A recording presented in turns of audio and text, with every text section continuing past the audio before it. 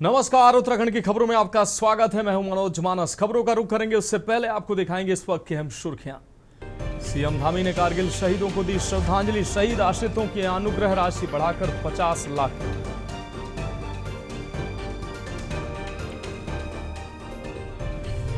हल्द्वानी में काला ढूंगी के विकास पर आत्मीय संवाद। जन भागीदारी से विकास का संकल्प, हर व्यक्ति पर दायित्व निभाने की जिम्मेदारी। हल्द्वानी में पंजाबी जन कल्याण समिति की नई कार्यकारिणी ने ली शपथ। होटल जैस्मिन ग्रैंड में आयोजित हुआ शपथ ग्रहण समारोह। अध्यक्ष समेत 26 पदाधिकारियों ने संभाली जिम्मेदारी। बद्रीनाथ चढ़ावा हेराफेरी के आरोपियों की संपत्ति खंगाली के पुलिस गणना कक्ष में बढ़ाई गई सुरक्षा। सरकार के सख्त निर्देश।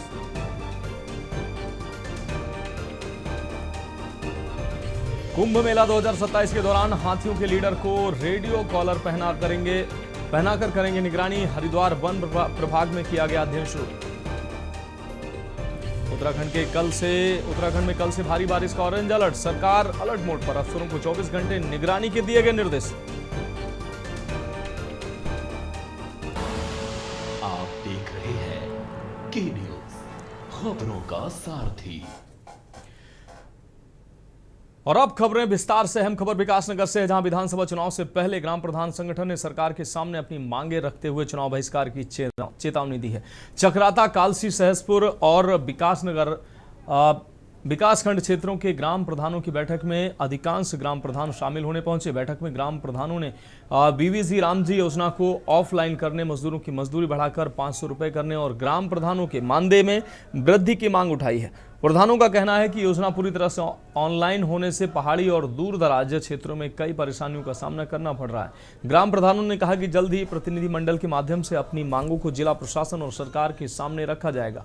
उन्होंने चेतावनी दी कि यदि सरकार ने मांगों पर ध्यान नहीं दिया तो आगामी विधानसभा चुनाव का बहिष्कार करने के साथ ही विकास कार्यों को भी बंद किया जा सकता है।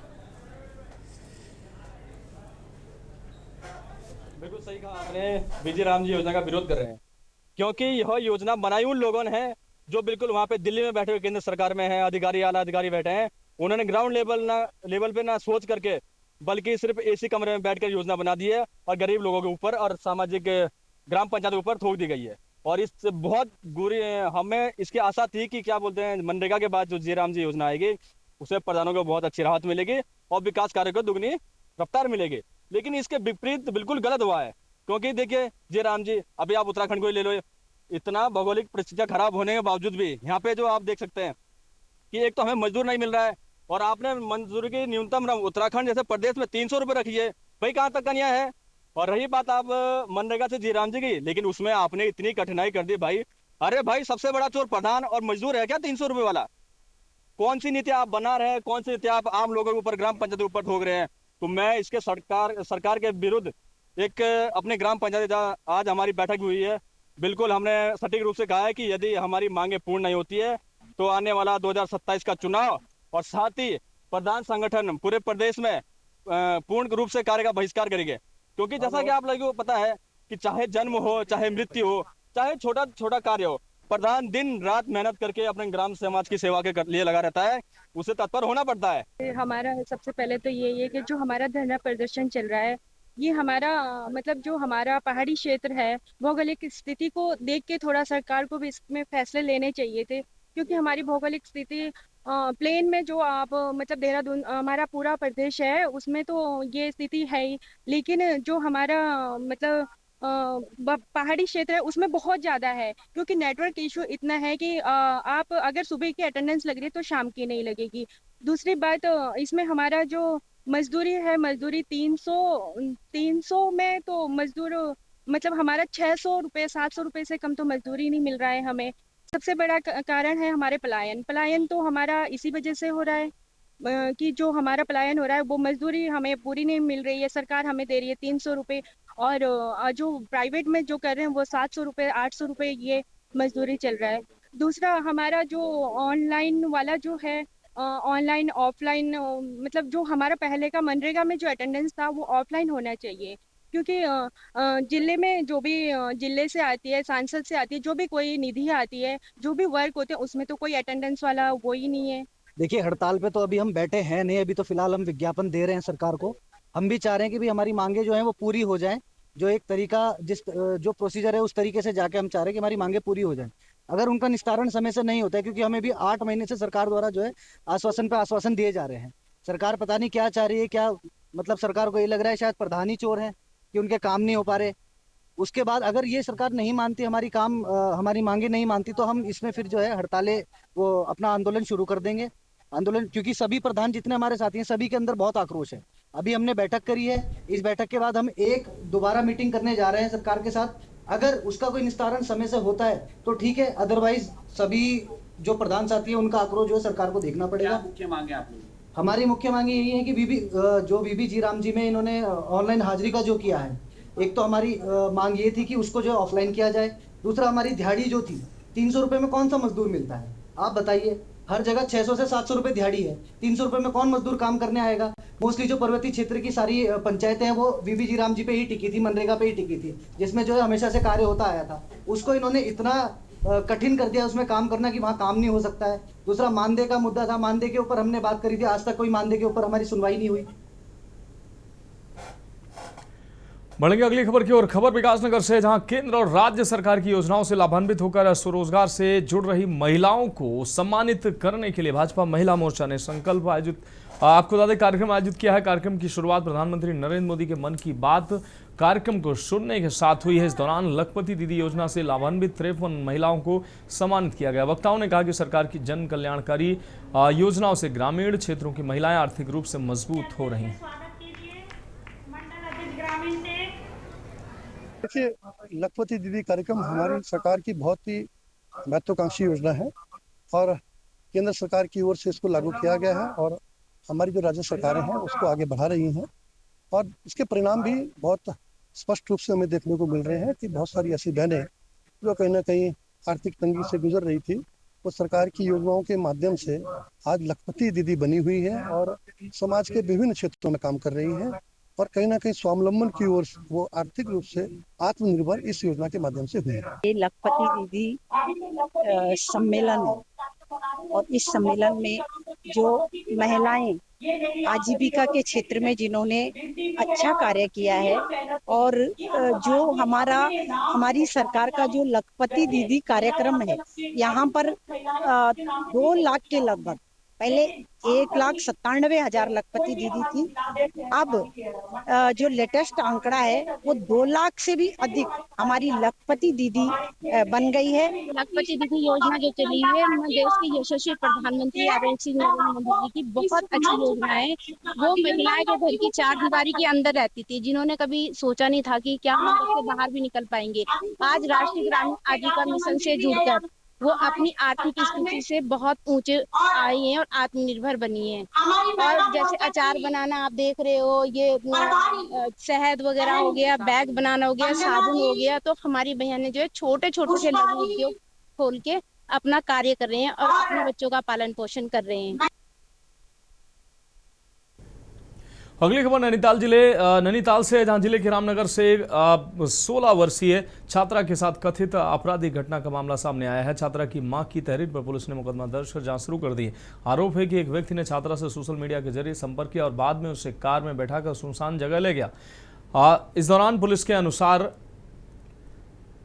मामले की जांच की जा रही है और आरोपी की तलाश जारी है। कोतवाली प्रभारी सुशील कुमार ने बताया कि संबंधित धाराओं में मुकदमा दर्ज कर जल्द आरोपी की गिरफ्तारी की जाएगी। हिंदू परिषद बजरंग दल के कुछ कार्यकर्ता उस बालिका को, जो कि 15-16 साल की बताई जा रही है, उसको यहाँ पे लाए हैं। उस बालिका के द्वारा बताया गया कि उसके साथ कुछ गलत हुआ है और कुछ दिनों से गलत हुआ है। तो इस संज्ञान में उनके द्वारा जो है रिपोर्ट दी गई और मुझे भी उनके द्वारा यह बताया गया। मेरी कोतवाल साहब से बातचीत हुई, कोतवाल साहब के माध्यम से उन्होंने बताया कि जो है रिपोर्ट दर्ज हो गई है और बालिका का जो है मेडिकल कराया जा रहा है। खबर रामनगर से है, जहां वन विभाग के कुनखेत क्षेत्र में बाघ के हमले से हड़कंप मच गया है। जंगल से सटे इलाके में घास काट रही 65 वर्षीय बसंती देवी पर अचानक बाघ ने हमला कर दिया। हमले में महिला के सिर और माथे पर गंभीर चोटें आई हैं। इस हादसे के समय महिला के साथ उसकी बहू भी मौजूद रही, जिसने शोर मचाकर बाघ को पीछे हटने पर मजबूर किया। ग्रामीणों की मदद से घायल महिला को क्षेत्र के सरकारी अस्पताल पहुंचाया गया, जहां प्राथमिक उपचार के बाद डॉक्टरों ने उसे हायर सेंटर रेफर किया। सूचना पर वन विभाग की टीम ने मौके पर पहुंचकर निगरानी बढ़ा दी है। वन क्षेत्राधिकारी कृष्ण सिंह ने कृष्ण सिंह मेहरा ने बताया कि बाकी गतिविधियों पर नजर रखने के लिए कैमरे, ट्रैप समेत अन्य जरूरी कदम उठाए जा रहे हैं। तो ये है एकदम होटल है, होटल के किनारे है, दीवार पे बाउंड्री पे हुआ है। एक हिसाब से जंगल जहाँ से स्टार्टिंग होती है गांव में ही है ये। तो वहाँ पे घास के लिए गई थी सुबह, तो बाउंड्री पे ही आ गया एकदम अटैक करने। तो उनके बहू रही साथ में, तो उन्होंने थोड़ा हवल्ला करके बचा लिया। मौके पे वहाँ भी कोई नहीं पहुँचा था, लेकिन मेरे द्वारा सुबह वन विभाग को मैसेज दिया गया, तो यहाँ पर रेंजर साहब और स्टाफ इनका यहाँ पर आया हुआ है। और अभी गार्ड साहब भी हमारा, उनका फ़ोन आता है, वो मौके पर वहाँ जायजा लेने गए हुए हैं क्योंकि शेर इस तरह से हमला ना कर सकें। हाँ जी, आज ये सुबह की घटना है, लगभग 9 बजे के आसपास की घटना है। ये कुनखेत की एक महिला जिसका नाम है बसंती देवी, वाइफ ऑफ बालीराम है, तो सुबह को वो घास काटने अपनी बहू के साथ गई थी, कुनखेत रिजॉर्ट के पास में गई थी। तो वो अचानक से टाइगर द्वारा उन पर हमला किया है, जिस पर उनके माथे पर और सर पर थोड़ा चोट आई है, और जिनको तुरंत वहाँ से हम लेके आए और यहाँ हमने सरकारी हॉस्पिटल में उनका प्राथमिक उपचार करा दिया है। फिर डॉक्टरों द्वारा कहा गया है कि थोड़ा बहुत उनको जो है अभी सर पर इंजरी हुई है, तो उनको हायर सेंटर के लिए भी रेफर कर दिया है। अगली खबर चंपावत से, जहां कारगिल विजय दिवस पर सैनिक कल्याण विभाग परिसर में शौर्य दिवस का गरिमामय आयोजन किया गया। जिला पंचायत अध्यक्ष आनंद सिंह, अधिकारी एडीएम कृष्णनाथ गोस्वामी व एसपी रेखा यादव सहित जनप्रतिनिधियों, सैन्य अधिकारियों और पूर्व सैनिकों ने अमर जवान स्मारक पर पुष्पांजलि अर्पित कर शहीदों को श्रद्धांजलि दी। कारगिल युद्ध के पूर्व सैनिकों ने अपने अनुभव साझा करते हुए युवाओं से राष्ट्र सेवा, अनुशासन व नशा मुक्त जीवन अपनाने का आह्वान किया।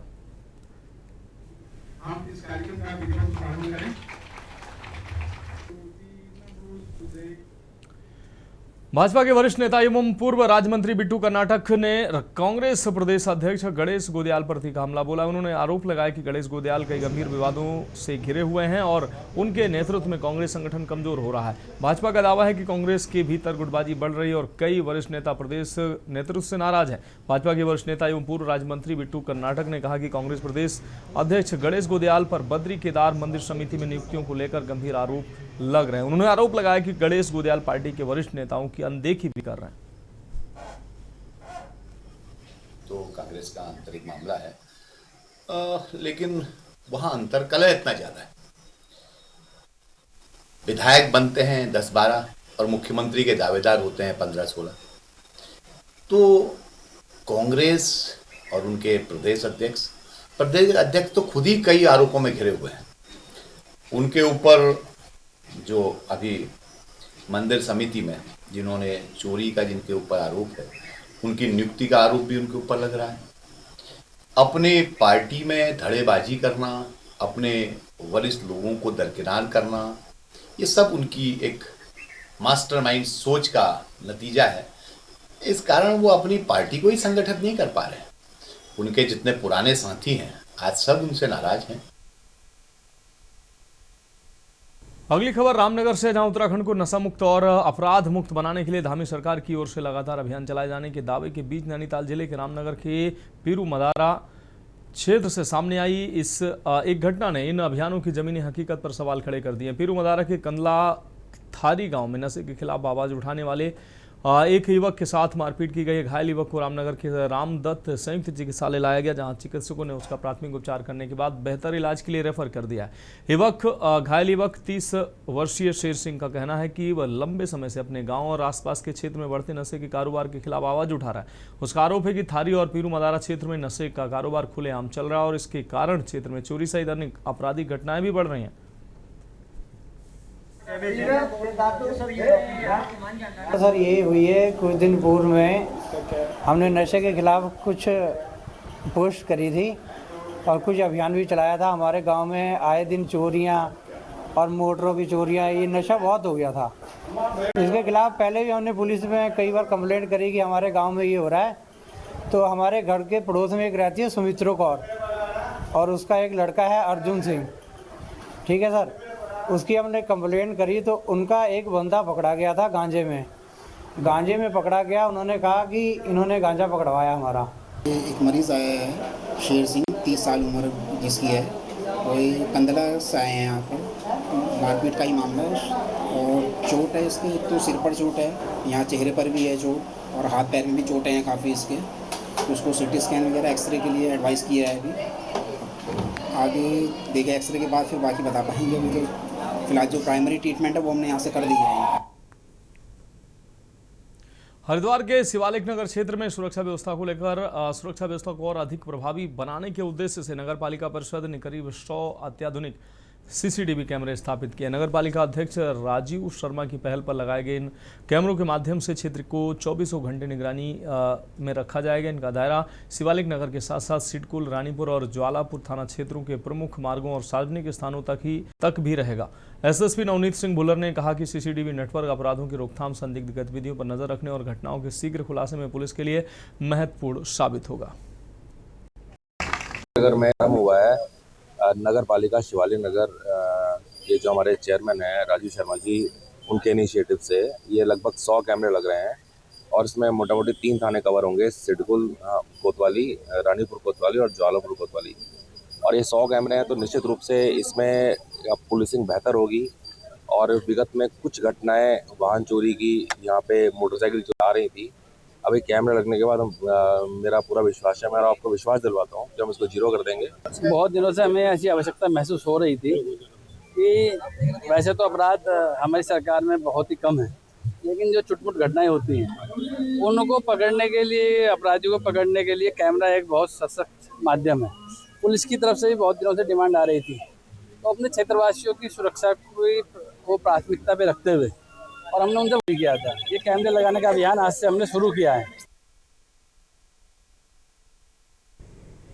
फिलहाल खबरों में वक्त एक ब्रेक का, जल्द हाजिर। ब्रेक के बाद उत्तराखंड की खबरों में एक बार फिर से आपका स्वागत है। रुख करेंगे अगली अहम खबर का। भाजपा के प्रदेश अध्यक्ष महेंद्र भट्ट द्वारा युवाओं के लिए कथित तौर पर अपमानजनक शब्दों के इस्तेमाल को लेकर हल्द्वानी में विरोध तेज हो गया है। आक्रोशित युवाओं ने आज प्रदेश अध्यक्ष महेंद्र भट्ट का पुतला दहन कर सरकार के खिलाफ जमकर नारेबाजी की है। प्रदर्शनकारियों ने चेतावनी दी कि यदि जल्द सार्वजनिक रूप से माफी नहीं मांगी गई तो प्रदेश भर के साथ हल्द्वानी में भी बड़ा आंदोलन किया जाएगा। ये बड़े शर्मसार करने वाली बात कल महेंद्र भट्ट, जो कि भारतीय जनता पार्टी, जो कि खुद को संस्कारों की पार्टी कहती है, उसके प्रदेश अध्यक्ष युवाओं को जो है अपशब्द कहते हैं। एक तरफ जब हम अपने हक हुकूक की लड़ाई के लिए सड़कों पर उतरते हैं तो तब भी आप अपशब्द कहते हैं भाजपा के लोग, और जब वो लड़ाई हम जीत चुके तो उसके बाद भी आप अपशब्द कह रहे हैं कि घर पे बैठे हुए युवा जो है ... आप सब ने जो है वो शब्द सुनाई। तो कहीं ना कहीं उनको अपनी मर्यादा में रहना चाहिए, क्योंकि वो प्रदेश अध्यक्ष के साथ साथ में जो है एक राज्यसभा सांसद भी हैं। उनको तत्काल युवाओं से माफी मांगनी चाहिए। उत्तराखंड में जो नेताओं के अपशब्द कहने का प्रचलन है वो आज से ही नहीं है। पूर्व में भी एक मंत्री के द्वारा उत्तराखंड के नागरिकों को अपशब्दों का प्रयोग किया गया था, और आज भाजपा के जो प्रदेश अध्यक्ष हैं और वो राज्यसभा के एक सांसद भी हैं, उनके द्वारा युवाओं के लिए अपशब्दों का प्रयोग किया गया। एक तरफ जो सीजेआई हैं वो देश के युवाओं को कॉकरोच कहते हैं, और दूसरे तरफ जो हमारे प्रदेश अध्यक्ष हैं वो देश के युवाओं को अपशब्द देने का, बोलने का कार्य करते हैं। अगली खबर हल्द्वानी से, जहां पंजाबी जन कल्याण समिति की वर्ष 2026 से 28 तक की नई कार्यकारिणी का शपथ ग्रहण समारोह बरेली रोड स्थित होटल जैस्मिन ग्रैंड में आयोजित किया गया है। समारोह में अध्यक्ष, महामंत्री सहित कुल 26 पदाधिकारियों ने संगठन और समाज सेवा के प्रति अपनी जिम्मेदारियों का निर्वहन करने की शपथ ली है। कार्यक्रम में नगर निगम मेयर गजराज सिंह बिष्ट, विधायक सुमित हृदय, दर्जा राज्य मंत्री रेणु अधिकारी, भाजपा के पूर्व जिला अध्यक्ष प्रदीप बिष्ट समेत कई गणमान्य लोग मौजूद रहे। पंजाबी जन कल्याण समिति लगभग 25 साल से हल्द्वानी के अंदर समाज सेवा, अपने परिवारों को जोड़ने का काम साल में हर साल लोहड़ी मेला, विसाखी मेला, करवा चौथ मेला, ब्लड कैंप और मेडिकल कैंप बहुत लगा रही है। हमारा मेन उद्देश्य जो है वो यही है कि अपने समाज को इकट्ठा करना और समाज की सेवा करना। जो भी सेवा हमसे हो सकती है, हम लोगों ने पीछे जो है बच्चों को कंप्यूटर सिखाने का भी काम किया। सेवा भाव के साथ एक समाजों को जोड़ने वाले व्यक्तियों के साथ और पूरे शहर को एक लेकर चलने का कार्य करती है। और हमेशा हमारे कल्चर के प्रोग्राम, लोहड़ी उत्सव, वैसाखी उत्सव, और सबसे बड़ी बात, हम थैलेसीमिया बीमार पीड़ित व्यक्तियों को एक वैसाखी में रक्तदान शिविर लगाकर अब से 150 यूनिट हर वर्ष इस शहर के ब्लड बैंकों में हम देते हैं, जो पंजाबी जन कल्याण समिति के सारे परिवारों से एक ना एक व्यक्ति जरूर रक्तदान करता है। तो मैं मीडिया बंधु आप सभी का हार्दिक स्वागत, हार्दिक अभिनंदन करता हूं, बहुत बहुत धन्यवाद देता हूं कि आप अपना कीमती समय निकालकर हमारी इस शपथ ग्रहण समारोह में आप शामिल हुए। पंजाबी जन कल्याण समिति द्वारा समय समय पर सामाजिक हित एवं शहर के हित में भी जो प्रोग्राम होते करते हैं, जैसे कि वैशाखी मेला, लोहड़ी मेला, करवा चौथ मेला, मेडिकल कैंप और उसके अलावा कई ऐसे प्रोग्राम हैं जो वक्त जरूरत पड़ने पर हम लोग जो भी समाज की या जो भी शहर की जो समस्या हमारे सामने आती है उसके लिए हम संघर्ष करते हैं, लड़ते हैं। जैसे भी एक नई समस्या हमारे लिए व्यापारियों की आई है, व्यापारी हित के लिए आई है कि नगर निगम द्वारा जो 5 गुना किराया नगर निगम द्वारा बढ़ाया गया। बढ़ेंगे अगली खबर की ओर। कालाढूंगी विधानसभा क्षेत्र को विकसित, आत्मनिर्भर और समृद्ध बनाने के उद्देश्य से आत्मीय संवाद कालाढूंगी 2027 कार्यक्रम का आयोजन किया गया। कार्यक्रम में बड़ी संख्या में प्रबुद्ध नागरिक एवं पूर्व सैनिक, शिक्षक, चिकित्सक, सामाजिक कार्यकर्ता, युवा और महिलाओं ने भाग लिया। इस दौरान शिक्षा, स्वास्थ्य, रोजगार, स्वरोजगार, खेल, पर्यावरण संरक्षण और जन सहभागिता जैसे विषयों पर चर्चा करते हुए क्षेत्र के विकास के लिए सुझाव दिए गए। कार्यक्रम को संबोधित करते हुए भाजपा नेता मनोज पाठक ने कहा कि किसी भी क्षेत्र का विकास केवल सरकार के प्रयासों से नहीं बल्कि समाज के हर जागरूक नागरिक की भागीदारी से संभव है। उन्होंने कहा कि यदि हर व्यक्ति अपने गांव और क्षेत्र के विकास को अपना दायित्व तो समझे तो कालाढूंगी विकास का आदर्श मॉडल बन सकता है। मनोज पाठक ने बताया कि शिक्षा, स्वास्थ्य, पुस्तकालय, संस्कृति, युवाओं के कौशल विकास, रोजगार, निःशुल्क स्वास्थ्य शिविर, योग जागरूकता और रात्रि चौपाल जैसे कई जनहित के कार्य लगातार किए जा रहे हैं। का सौभाग्य है कि भारत देश के यशस्वी प्रधानमंत्री श्रीमान नरेंद्र मोदी जी और श्रीमान पुष्कर धामी जी जो कि उत्तराखंड प्रदेश के यशस्वी मुख्यमंत्री हैं, उनके द्वारा अंत्योदय स्तर तक चलाई जा रही योजनाओं को धरातल तक कैसे पहुंचे, इस बारे में विचार विमर्श। हमारा SIR कहाँ क्या कैसे चल रहा है इस विषय पर, और आने वाला कल का कालाढूंगी आने वाले 25 वर्षों में किस तरह काम करेगा, क्या हमारी संभावित भविष्य में योजनाएं हैं, इन सब पर चर्चा करते हुए परस्पर आत्ममिलन हुआ। नैनीताल जनपद के भीमताल में 100 वर्ष से अधिक पुराने ब्रिटिशकालीन डैम का केंद्र से पहुंचे वैज्ञानिकों और सिंचाई विभाग के वरिष्ठ अधिकारियों की टीम ने संयुक्त निरीक्षण किया। निरीक्षण के दौरान डैम की वर्तमान संरचनात्मक स्थिति का बारीकी से आकलन करने के साथ ही डैम जिन हिस्सों में सुधार एवं सुदृढ़ीकरण की आवश्यकता है डैम के, उन्हें चिन्हित किया गया है। विशेषज्ञों की टीम ने डैम की सुरक्षा, दीर्घकालिक मजबूती और भविष्य में आवश्यक मरम्मत कार्यों को लेकर तकनीकी परीक्षण किया। आने का पर्पज है डैम सेफ्टी। डैम सेफ्टी की जो स्टेट डिपार्टमेंट ने टीम बनाई है उसके आधार पर हम 3-4 लोग यहाँ पर आ जाए हैं। और जैसे पहले भी आप लोगों से हमारी बात हुई थी डैम की सुरक्षा के बारे में, उसके सौंदर्यीकरण के बारे में, इरिगेशन डिपार्टमेंट भी उतना ही चिंतित है और उन्होंने बार बार रिक्वेस्ट भी करी है कि इस डैम को किसी तरह से ठीक किया जाए। तो डैम सेफ्टी की टीम यहाँ पर आके जो डिफरेंट एक्सपर्ट्स हैं वो अपने अपने सुझाव यहाँ पे देंगे इस डैम के बचाव के लिए या इस डैम को आगे 100 साल के लिए सुरक्षित रखने के लिए क्या क्या किया जाए और क्या क्या कमियां इसमें हैं उसको हाईलाइट किया जाएगा। उसके अलावा सबसे बड़ी चीज़ है कि बहुत पुराना डैम है, 1840 का ये बना हुआ डैम है। तो इतने साल से ये डैम टिका हुआ है, हिस्टोरिकल डैम है और ये अपने आप में एक उपलब्धि है। तो हमारा कर्तव्य यही हो जाता है कि इस डैम की सेफ्टी के लिए क्या नए नए सुझाव इरिगेशन डिपार्टमेंट को दिए जाएं। कारगिल विजय दिवस के अवसर पर हरिद्वार जिला मुख्यालय में शहीद सैनिकों की स्मृति में श्रद्धांजलि कार्यक्रम आयोजित किया गया है। कार्यक्रम में जिलाधिकारी मयूर दीक्षित ने कारगिल युद्ध के वीर जवानों को श्रद्धा सुमन अर्पित करते हुए कहा कि देश की रक्षा के लिए उनके सर्वोच्च बलिदान को कभी भुलाया नहीं जा सकता। इस अवसर पर पूर्व सैनिकों और वीरांगना परिवारों को सम्मानित भी किया गया तथा उनकी समस्याओं को सुनकर हर संभव सहयोग का भरोसा भी दिलाया गया। देखिए, सबसे पहले तो जो हमारा ऑपरेशन विजय है ये अस्मरणीय है, इसको कोई भुला नहीं सकता। आज के दिन 26 जुलाई ये उन्हीं जो हमारे जिनकी स्टोरीज टोल्ड या अनटोल्ड स्टोरीज हमारे मार्टियर्स, हमारे शहीदों की रही हैं, उन्हीं को श्रद्धांजलि अर्पित करने के लिए ये दिवस मनाया जाता है।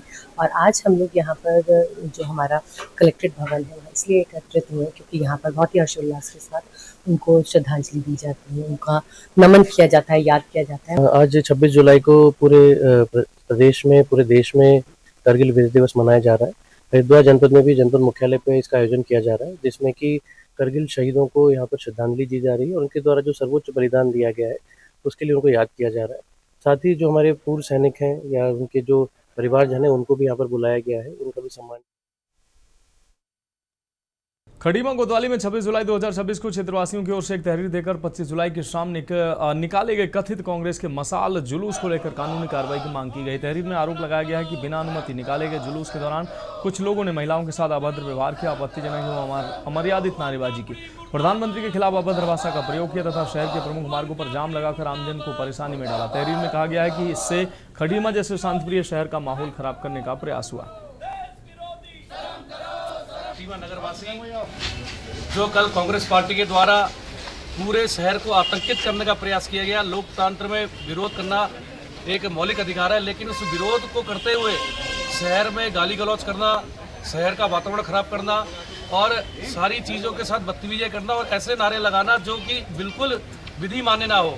तो आज सारे खटीमा के नगरवासी जिन्होंने कल एक कांग्रेस का नंगा नाच यहाँ देखा, वो आज थाने में आए हैं और हम सब लोगों ने मिलकर यहाँ सतीश भटजी ने यहाँ अपनी एप्लीकेशन दी है कि जो जो राष्ट्र विरोधी तत्व उस जुलूस में थे, जो देश विरोधी नारे लगा रहे थे, उन सब पे कानूनी कार्रवाई हो, विधि संगत कानून के प्रावधानों के अंतर्गत उनके ऊपर कार्यवाही करी जाए।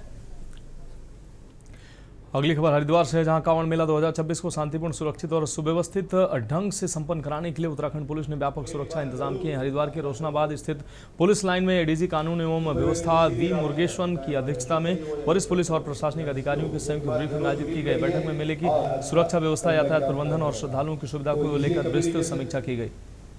एक्सीटाइज कराया जो मौजूदा हालत पे हमारा यात्रा सुगम हो, सुरक्षित हो, सभी गाँव जो आ रहे हैं उस सब कुशल अपना गंतव्य न पहुँचे और हमारी जो लोकल के लोग हैं उन्हें भी परेशानी ना हो। इस संबंध में हमने विस्तृत से हमारे जो फोर्स के हमारे ऑफिसर्स ने ब्रीफ किया, मैंने भी ब्रीफ किया। आप पे लगी है फोर्स, हमें जितने जरूरत पड़ेगा उतना लगा हुआ है। आपके पैरामिलिट्री फोर्स भी है, पीएसी भी है, एसडीआरएफ है हमारे। फिलहाल उत्तराखंड की खबरों में अभी के लिए मेरे साथ इतना ही। मुझे दीजिए इजाजत और आप देखते रहिए के न्यूज़ इंडिया।